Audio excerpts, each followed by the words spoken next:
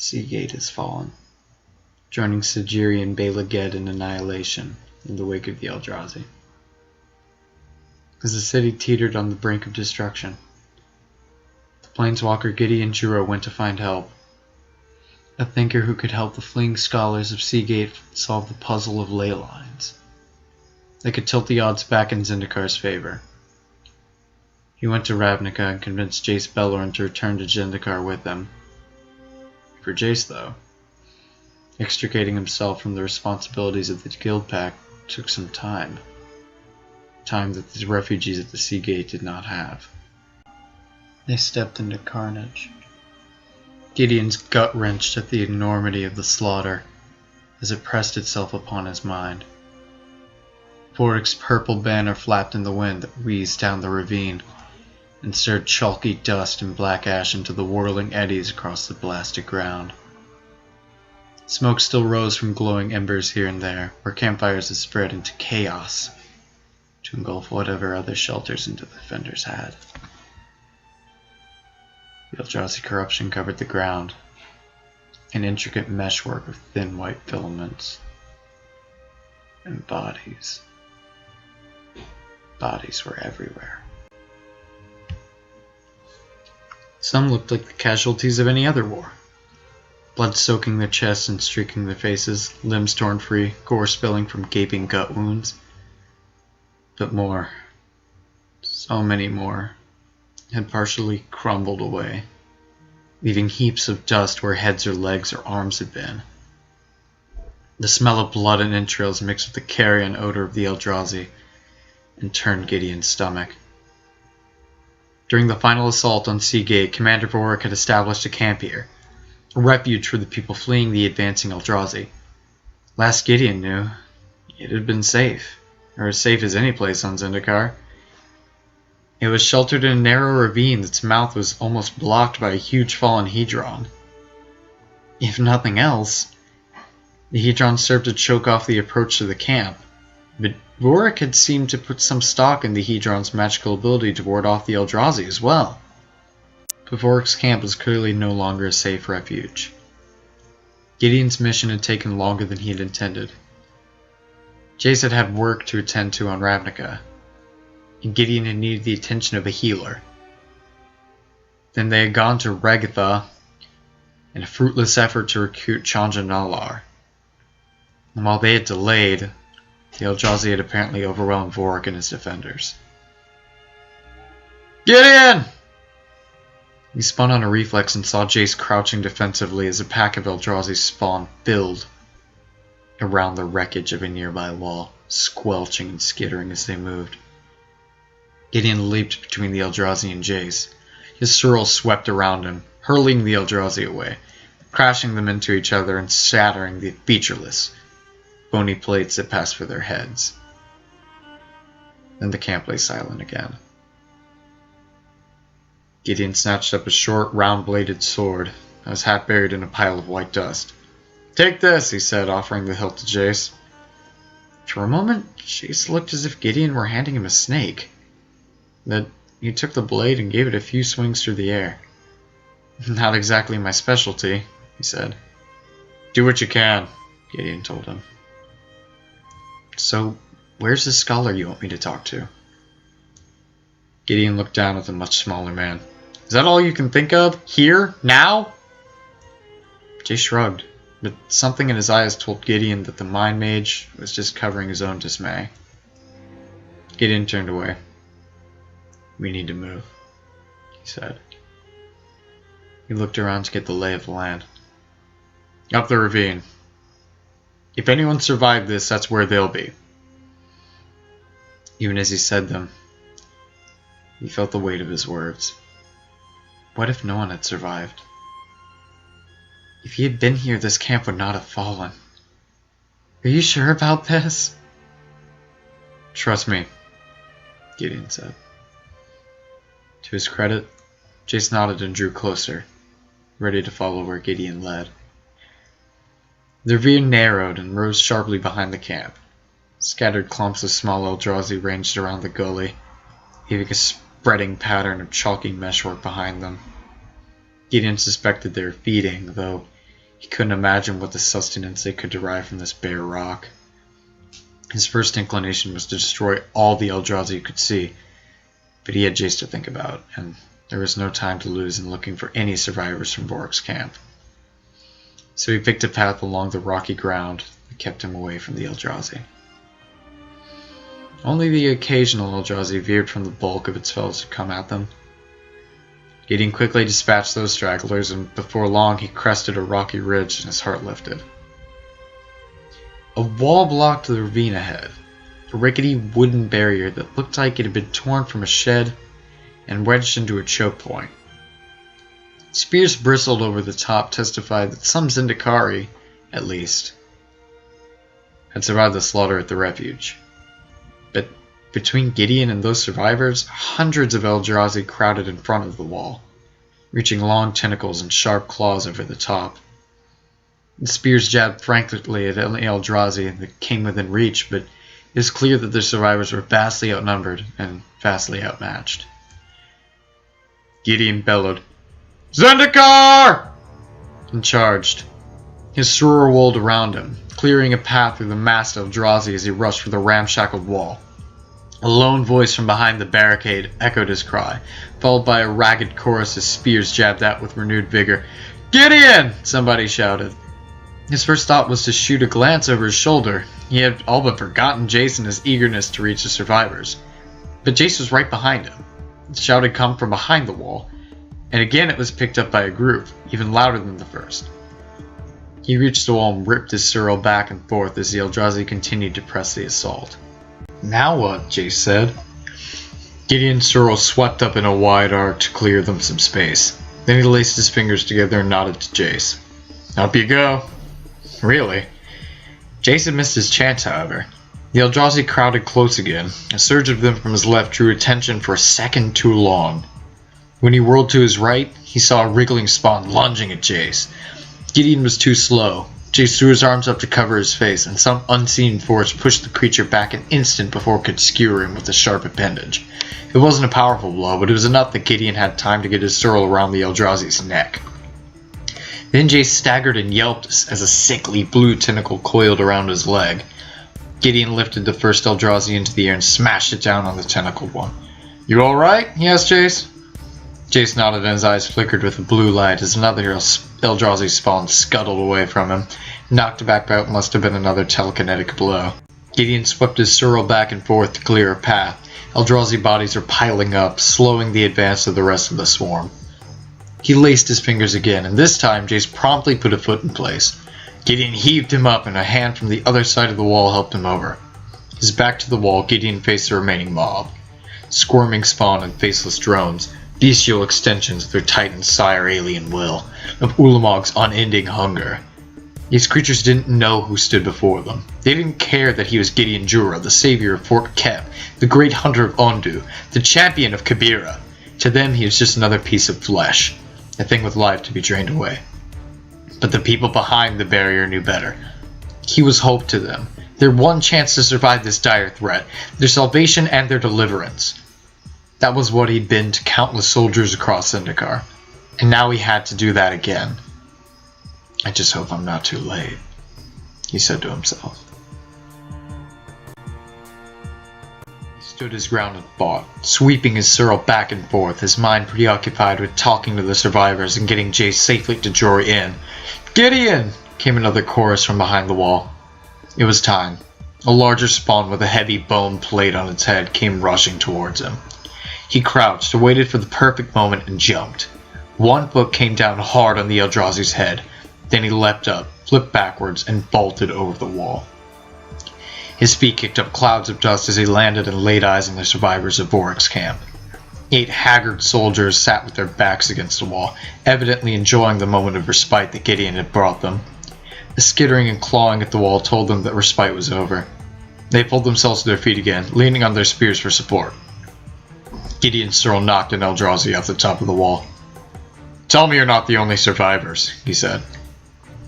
One of the soldiers, a Kor, jerked her head towards the higher end of the ravine. "Commander Vork is leading the rest," she said. "But most of them are worse off than we are." Considering the array of bandages and splints that adored these 8 soldiers, that said a great deal. Gideon frowned. How many? He asked. The woman shook her head. A few dozen. Should have been there, Gideon said under his breath. She made a half-hearted jab with her spear at an Eldrazi coming over the wall, her face telling Gideon that she was only pretending not to have heard him. Does Rourke have a plan? Where is he taking them? I think getting out of this death trap of a ravine is his first objective. I'm not sure he'd thought beyond that. What kind of leader? No. He's right. Jace, we all need to get out of this ravine. I'll hold this wall as long as I can. His swirl punctuated his words as more Eldrazi fell dead at his feet. Go rejoin the others, and take Jace with you. The core nodded, not bothering to hide herself or relief. Gideon noted, not bothering to question whether or not he could hold the wall for long. His reputation had spread wildly. Jace! When you get to the others, look for a molefolk named Jorianne. Tell her I brought you to help with this puzzle, and she'll give you everything that she knows. Assuming she's still alive, Jace said. Dread nodded Gideon's stomach. He hadn't wanted to put that doubt into words. He hadn't seen Jorianne among the dead in the camp below, but that didn't mean anything. She could be dust blowing in the wind. Perhaps she never escaped the sea gate at all. Maybe he had brought Jace all this way here for nothing, which made Gideon's prolonged absence all the more inexcusable. He tasted bile. Go! He shouted. The soldiers limped away from the wall as fast as they could manage. Without having to worry about Jace, Gideon could give the Eldrazi his full attention. Now that the soldiers had left, the Eldrazi scuttled over and around the wall faster than Gideon could strike them down. He fell into an uneasy rhythm of slaughter. A dance that became a second nature to his muscles. His swirl cracked and whistled, golden light gleaming along the length of the 4 whip-like blades that he channeled magic through it. His buckler alternately deflected blows and became a weapon itself, smashing into bony plates and breaking limbs. And ripples of energy washed across his skin where the Eldrazi threatened to touch him, warding him from harm. Maintaining his defenses was actually the harder task. Against human foes, it was easy to anticipate every stab and thrust, and thus make sure that any strike that got past his whirling swirl and his buckler would bounce off skin fortified with his magic. Against human foes, he was ultraly invulnerable. Against the Eldrazi, though, he was far more susceptible to injury, especially when he was tired, as he had been for days. The movements were harder to anticipate, their limbs were bifurcated, or they were writhing masses of tentacles even. They often ended up shielding more of his body than he needed to, which was a drain on his energy, or he misjudged and took a hit. That happened too many times in the last week.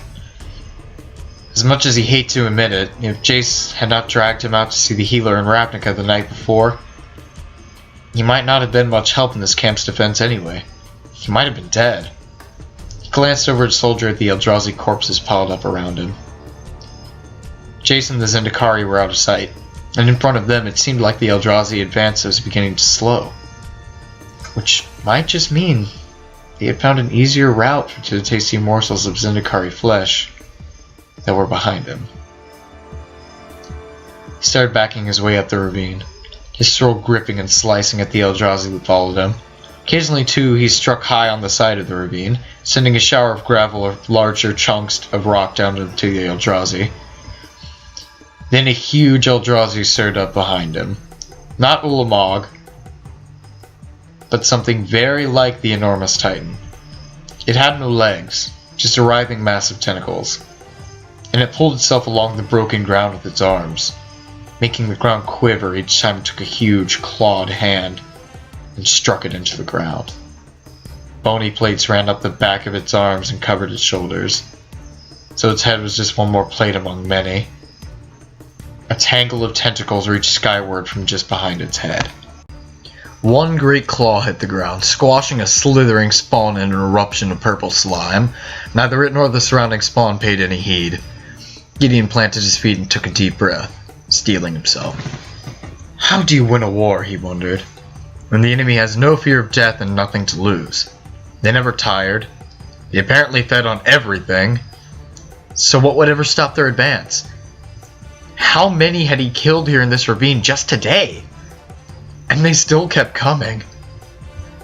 Now the Eldrazi lifted its upper body so that it loomed over Gideon, more than twice his height. What looked almost like a second head and torso protruded forward from that thing's chest, squirming independently of the larger body as if trying to pull itself free. Did it mean to scare him? Showing off its much greater size? Or was this more of an animalistic threat display, like a wolf's bristling fur to making it look larger? Was there some calculated intent behind its bony plated head? It didn't matter. One of those great claws came swinging towards Gideon. With the barest movement of his arm, he wrapped his swirl around the creature's hand. Then he pulled, yanking the Eldrazi off balance. No. If only. That move would have pulled a human off balance, or even a giant. But the Eldrazi's tentacles barely shifted on the ground, keeping it perfectly grounded. Without hesitation, it grabbed him with its other claw. He batted the claw side of his buckler and lashed his swirl upward, where it slashed and coiled at the creature's neck. He wasn't sure the words even made sense when it applied to an Eldrazi. Did it draw air from some opening in its head, down its neck, and into its lungs and chest? Was its brain located behind that pony plate at the top of its head? Did it even have a brain, or lungs, or a heart, or any vital or vulnerable organs? For all the Eldrazi had killed, he had never cut open one and studied its anatomy. And seen many continue to fight despite what he would have assumed to be normal wounds. And this one seemed unconcerned as Gideon's swirl tightened around its neck. The massive tentacles supporting the creature surged forward and engulfed him, coiling around him and squeezing. Golden light shimmered and rippled over his entire body, protecting him from injury, but maintaining that shield would drain his energy as quickly as the Eldrazi would squeeze the breath from his body if he let it go. Kicking and thrashing, he managed to loosen the creature's hold just enough to where he could pull off his swirl, dragging the Eldrazi's head down. Then, on a hunch, he brought his shield hand to punch the smaller second hand that grew from its chest. That was a good hunch. The tentacles loosened their grip, and Gideon managed to pull his swirl free from the Eldrazi's neck, and the creature staggered backward, depositing him on the ground. Two more quick slashes with the glowing blade severed the first of the smaller heads, and then the larger. And then the Eldrazi fell dead to the ground. Gideon had no time to celebrate his victory. While he had fought the larger Eldrazi, at least a dozen spawn had skittered past him, following chasing the Zendikar soldiers up towards the other survivors. Then more were advancing with every passing second, swarming over the Eldrazi corpse. Sweeping his swirl throughout every crawling and squirming spawn he could reach, he strode up the ravine. The rocky ravine walls grew closer and closer together as the ground rose. At last, his body spattered with ooze and gore from dozens of Eldrazi spawn. He reached a narrow choke point, where bare stone walls opened just wide enough for him to pass through. He jumped up a few natural stone steps and paused for a moment in the narrow grasp, surveying the crowd of spawn that still surged up the ravine behind him. He ran a few more strides past the gap. As the ravine opened up again, he stopped, turned, and lashed out with his swirl. Once, twice, striking the rock walls and breaking rubble from both sides of the gap to shower down on the Eldrazi below. More strikes, the whip-like blades cracking like a miner's pick on the stone, and larger stones were sheared from the walls, squashing more spawn and blocking the advance of the ones behind. A few more hits, carefully placed, and he had created a defensive wall. It wouldn't hold, of course, not any better than the ones Zendikar had erected in their retreat, but he could hear the Eldrazi scuttling and scraping at the boulders, shifting the rubble as they started to climb. But with any luck, the wall would buy him enough time. He took off at a run, leaping from stone to stone as he neared the top of the ravine. Then, at last, he heard a woman's voice shouting orders, and a moment later the Zendikari survivors came into view. So few, he said to himself. A few dozen, the soldier had said. Very few. He was seeing the whole group. From the top of the ravine, they were making their way along a high ridge, He saw many crutches, many makeshift stretchers and limping corpses, and bandages on almost every living body. Chase's blue cloak stood out among the grays and browns, the plain fabrics and dirt-caked clothes of the Zendikar. The mine major standing beside an armored human woman. Gideon hurried to join them. "You made it," she said. Was that a touch of admiration in his voice? The woman turned to face him, and her eyebrows rose in recognition. "You must be Gideon," she said. "Did you find her?" he asked Chase. "Jorian?" Chase shook his head. "I asked everyone. Would she... She never got to camp. One of the merfolk said she never got out of Seagate." Gideon's chest clenched. "She died there?" He had left her in the middle of the battle, abandoned her to make her own way to the camp while he went to find Jace. If she was dead, it was his fault.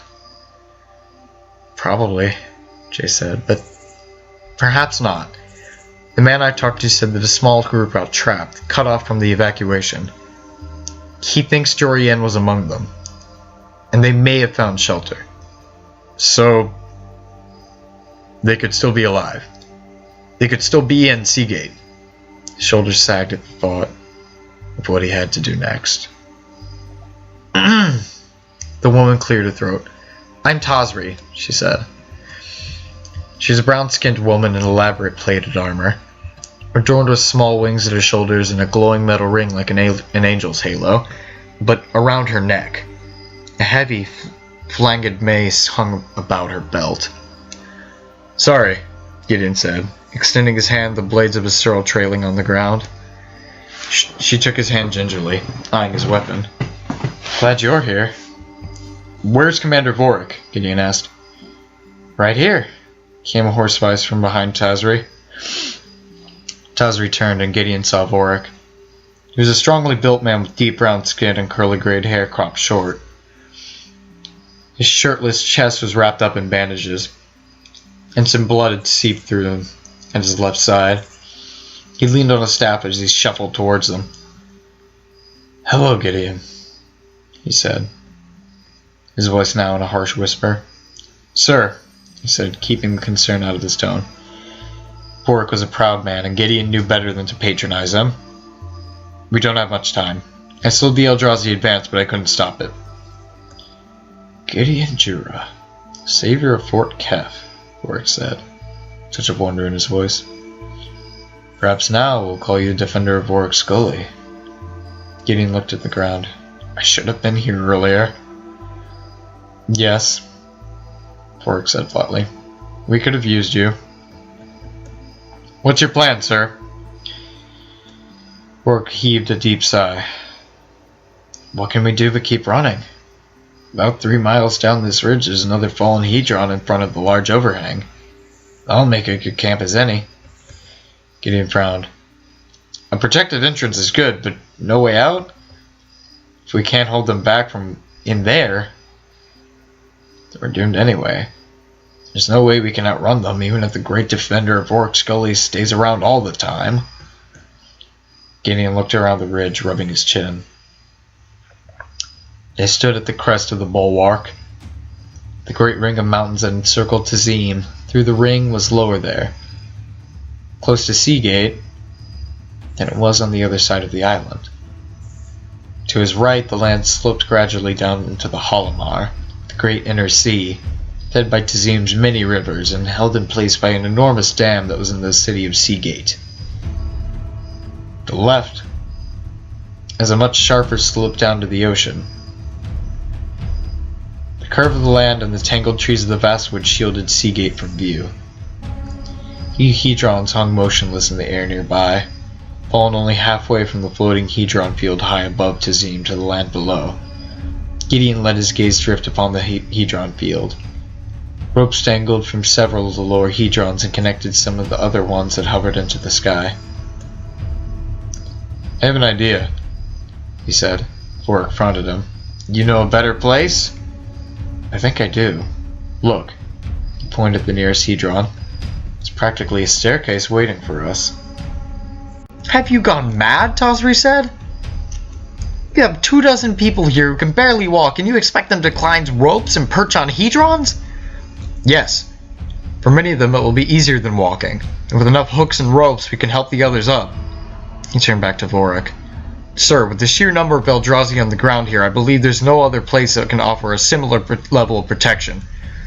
Fine, Vorik said. Lead the way. Tazri gaped at her commander.